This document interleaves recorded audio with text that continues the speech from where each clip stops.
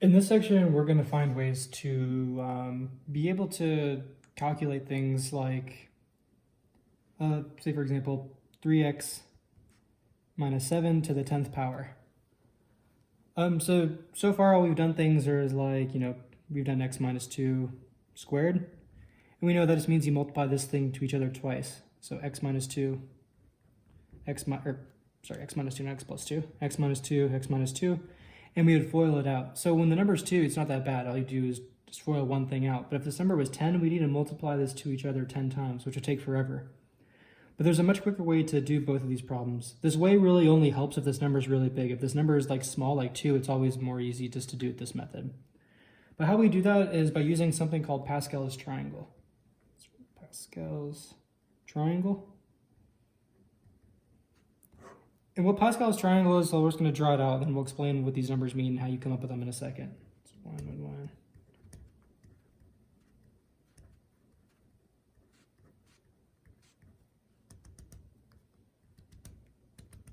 So Pascal's triangle just goes on forever, and the top of Pascal's triangle is always a 1. And this sort of, diagonal of the triangle is always going to be just 1s. So this next row, just 1 and 1. But where this 2 comes from is you take these numbers, the numbers that are to the top left and top right of it, and add them together. So these two numbers, 1 and 1, you add them together, you get 2. So now this number 3, you take the number to the top left and top right of it, which is just going to be this 1 and the 2. Add those together, you get 3. For this one, you do the same thing. Take the top left, top right, which is 1 and 2. Add those together, you get 3. Now, again, for this 4, you take the number at the top left of it and top right of it, which is 1 and 3. Add those together, you get 4. These two numbers above the 6, or to the top left, top right, so it's 3 and a 3. Add those together, you get 6. For this 4, you add those two together, you get 4. And so if we were going to write another row, it's always a 1 on the outside. So we would take these two numbers, add them up, that's 5. Take these two numbers, add them up, that's 10. Take these two numbers, add them up, that's 10. These two numbers, add them up, that's 5. And then just a 1 on the outside. And this keeps going on forever and ever and ever. And what these numbers help us is, so in general, calculating, say something like this, a plus b to the nth power. And there's a pattern that we can use to find this without doing any type of foiling or whatever. And so what we do, the first term is always going to be, you're always going to have an a times a b. So let's write that down here. So this is going to end up equaling, you're always going to have, there's going to be a number, but you're always going to have an a and a b. But these a and b's are going to have powers. So whatever this number is, n, a is going to have the nth power, and then this b is always going to start with 0. So whatever this term is here, you put there, and that's going to have this number. Whatever that number is, you put there, that's going to have a 0. And there's going to be a number in front of this. And the number that's in front of this is going to be the nth plus 1 row of the Pascal's triangle. So for example, here's the, it's going to be the nth row of Pascal's triangle if you consider this row being row 0.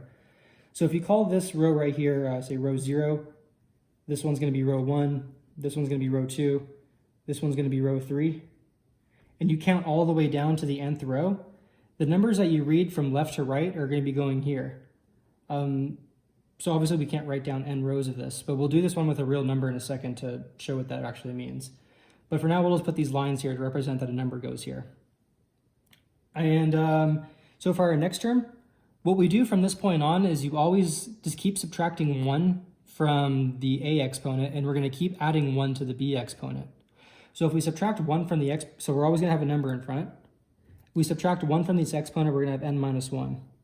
We add 1 to this b, we're going to have b to the 1. Okay, our next term, we're going to subtract 1 again from this exponent, so we're going to have a to the n minus 2. And we're adding another one to this, so we're going to have b to the 2. And this keeps going forever and ever until eventually, so always have a number there, say we'll have something like a to the 2, b to the n minus 2, a to the 1, b to the n minus 1, a to the 0, b to the n. So you go all the way until you have the opposite of this. Here we start with an n on the a and a 0 on the b. We're going to end with a 0 on the a and the end with a b. And again, there's always these numbers in front of each of these terms. And these numbers are going to be from, if you number the rows of Pascal's triangle like this being the 0 row, here's the first row, the second row, the third row, it's going to be all the way down to the nth row. And as you read those numbers from left to right, you just put so over here, there's going to be a number, you put that one here. The next number you put here, the next number you put here, and so on. So let's do an example that we can actually do with a number.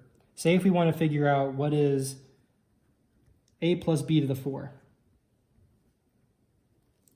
Okay, so a plus b to the 4. We have to go down to our 4. Let's number these. This is our 0 row, 1 row, 2 row, 3 row, and here's our 4th row. So what we need to do is these are going to be the numbers in front of all these terms that we need to fill in. So the first number is going to be a 1. So we're going to have 1 times that. So we don't need to write that. 1 times that's going to be this term. But like we said before, whatever this power is for, we're always going to have an a to the 4 and then start with a b to the 0. And just, I guess, to write it in, there's going to be a 1 here. And this 1 is because of this one right here. Okay, then we put a plus sign.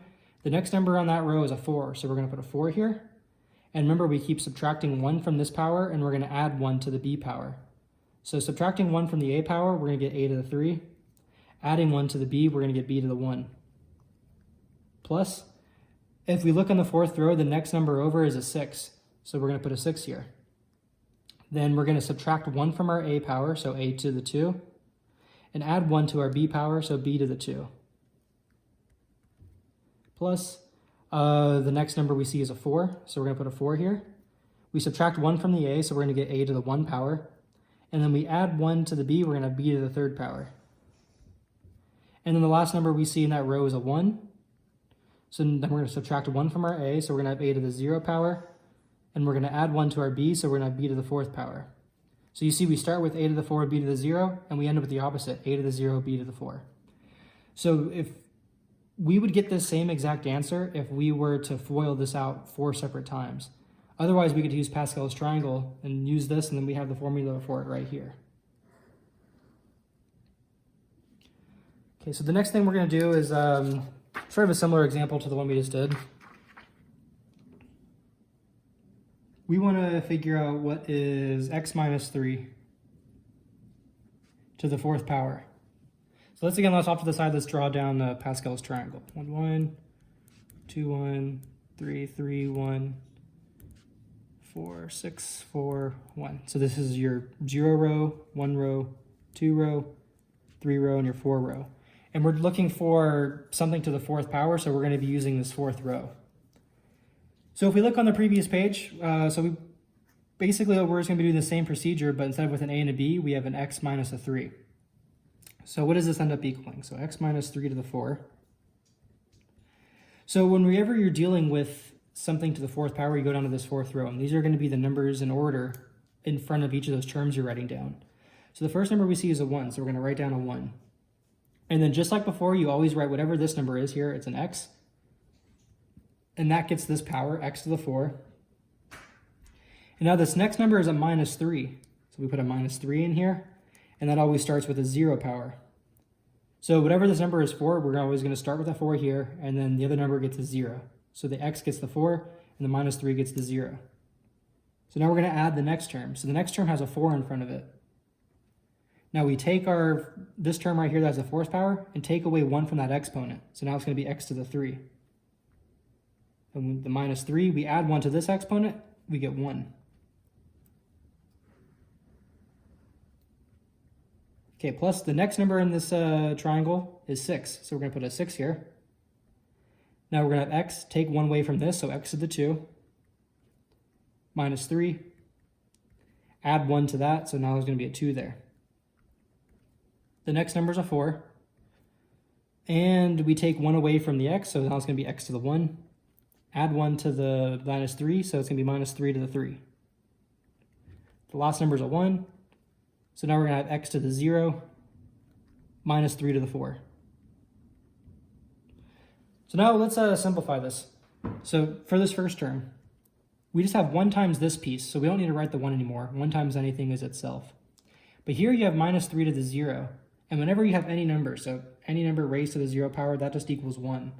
So this is really just 1 times x to the 4 times 1, which is just going to be x to the 4.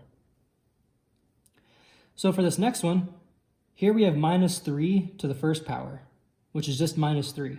So we have 4 times minus 3, which is minus 12. And then we have our x to the 3. Now this one, we have minus 3 to the second power. So minus 3 squared, that's positive 9. And then 9 times 6 is 54. So this number is going to be 54, x to the 2. So this one here, we have minus 3 to the third power.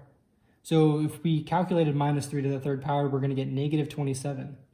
And then if we do negative 27 times 4, we're going to get negative 108. So we're going to have minus 108 just times x to the 1, which is just x. And then this last one here, we have 1 times x naught, or x to the 0. X to the 0 is just 1, like we said up here. Anything raised to the 0 is 1. So we have 1 times 1, and then negative 3 to the 4. Since that's an even number, the negative sign's going to go away, and we're just going to have 3 to the 4, which is 81. So this last term is going to be 81. And so this will be our final answer. And this piece right here that we just wrote, that is x minus 3 to the 4th power.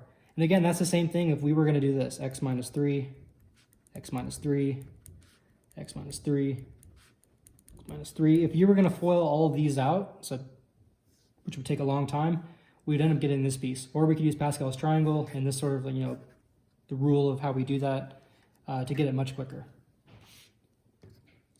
So the next thing from this section is called a factorial. And what a factorial is you're going to be given a number n, and it's going to have an exclamation point by it. And what this means is, whatever this number is, to figure out what this is, it's going to be n times n minus 1 times n minus 2, all the way down to 2 times 1. So just to do a couple quick examples, say if we wanted to do 4 factorial, that's going to be 4 times 3 times 2 times 1. So 4 times 3, that's 12. 12 times 2 is 24. And 24 times 1 is just 24. We could do 5 factorial. That's going to be 5 times 4 times 3 times 2 times 1. And so for this one, so we have 5 times 4, which is 20. 20 times 3 is 60. And 60 times 2 is 120. And 120 times 1, that's still just 120. So that's all we have to do for factorials. Just whatever the number is, you just do, like for example, this one, 4 factorials is 4 times 3 times 2 times 1, all the way down to 1. And the reason why we were talking about factorials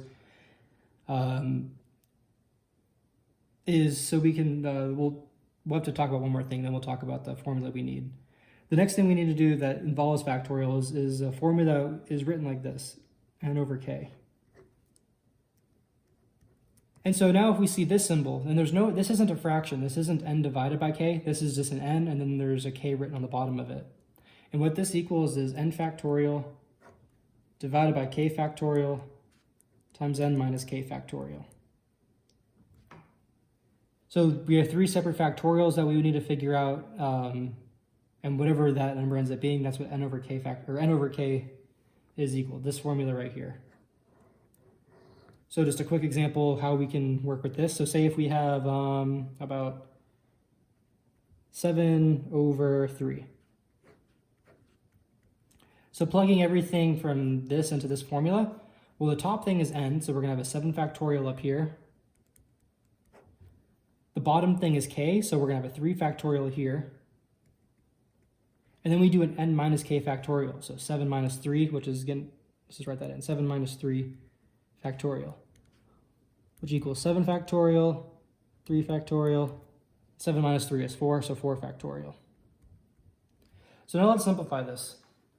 So 7 factorial, that's just 7 times 6 times 5, all the way down to 1. So the top of this is going to be 7 times 6 times 5 times 4 times 3 times 2 times 1.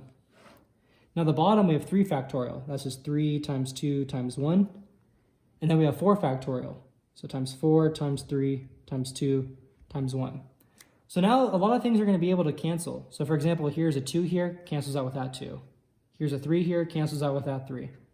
4 here, that cancels out with that 4. This 2 cancels out with that 6, turns it into a 3. And nothing else cancels. So all we have left on the top now is 7 times 3 times 5 times 1.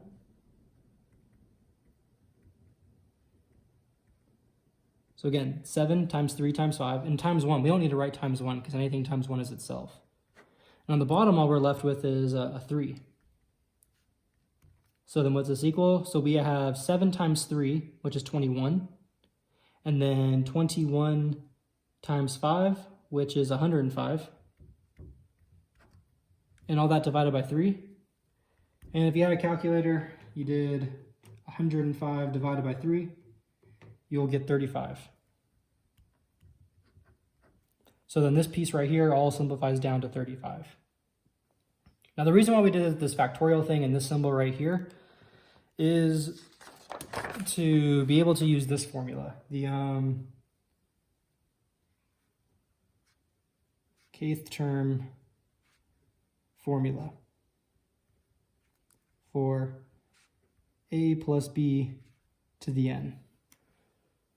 So we saw a second ago how to figure out what a plus b to the n is.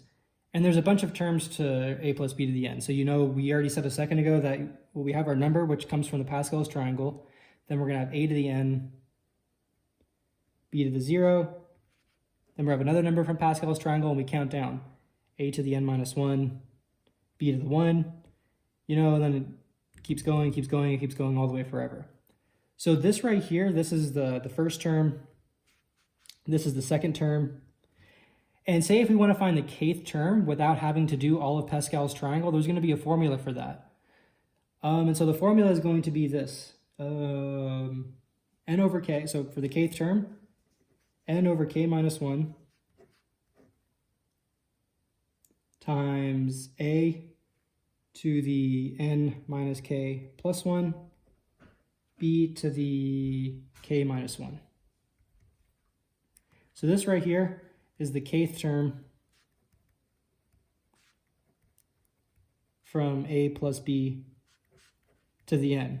Meaning again, so here's your first term, here's your second term. If you count it all the way up to the kth, whatever one you want, the kth term, that's what this is going to equal. And so you can end up finding the kth term now without actually having to do the entire Pascal's triangle.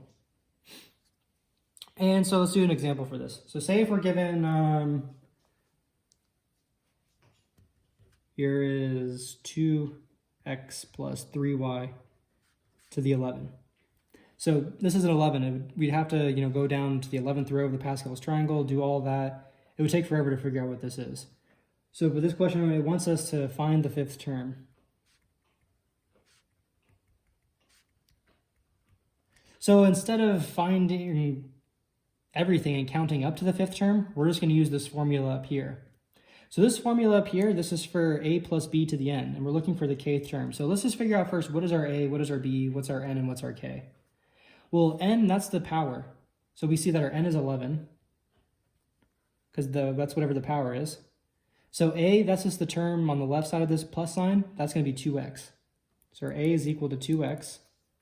The b is just a number on the right side of the plus sign, so the b is going to be 3y. This k, we're looking for the kth term. This problem says we want to find the fifth term, so our k is going to be 5. So now all we have to do is plug in this n, a, b, and k into this formula up here, and we simplify everything, and that's going to give us the fifth term. So we start with plugging in the n, so that's 11, over k minus 1, so k minus 1, that's going to be 4. So we have to figure out what 11 over 4 is, and that's not a fraction. This is the factorial thing we did on the previous page. Okay, so now we need to do an a to the n minus k plus 1. A is 2x. So n minus k plus 1, that's going to be n minus 11 minus 5, which is 6, and then you add 1, you get 7. And then b to the k minus 1. So b is 5, b is 3y. Do that to the k minus 1, so 5 minus 1, which is 4. So now all we have to do is just simplify all of this. So off to the side, let's first just start by simplifying 11 over 4. Well, on the previous page, if we use that formula, this is going to be 11 factorial all over 4 factorial. then times 11 minus 4 factorial, which is 7 factorial. Okay, so let's see if we can simplify this even more. So what's 11 factorial? Well, that's just 11 times 10 times 9 times 8. And then from this point on, we're going to have 7, 6, 5, 4, 3, 2, 1. But that's the same thing as just writing 7 factorial. And so on the bottom, we have 4 factorial, that's just 4 times 3 times 2 times 1. And then we're going to just rewrite 7 factorial. So what we see here we could do is just cross out these 7 factorials. And now there's going to be some other things that we can cancel. Well, first we can see is that this 4 will cancel out with this 8 and turn it into a 2. This 3 can cancel out with this 9, turn it into a 3. This 2 crosses out with this 10, turns it into a 5. So the bottom now is just 1, and the top is going to be 11 times 5 times 3 times 2.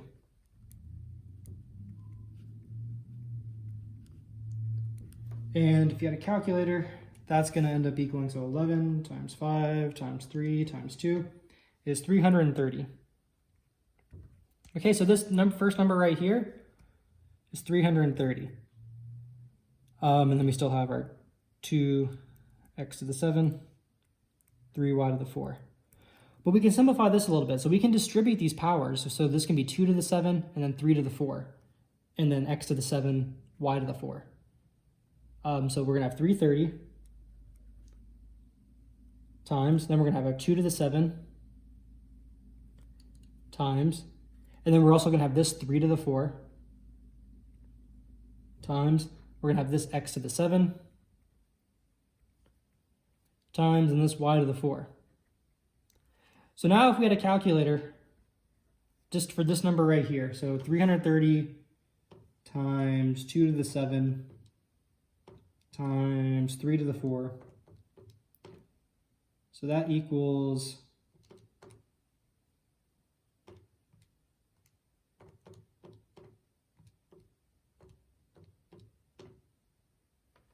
3, 4, 2, 1, 4, 4, 0. And then we still have our x to the 7, y to the 4. So then this whole piece right here, this is going to be the 5th term of 2x plus 3y. 2x plus 3y raised to the 11th.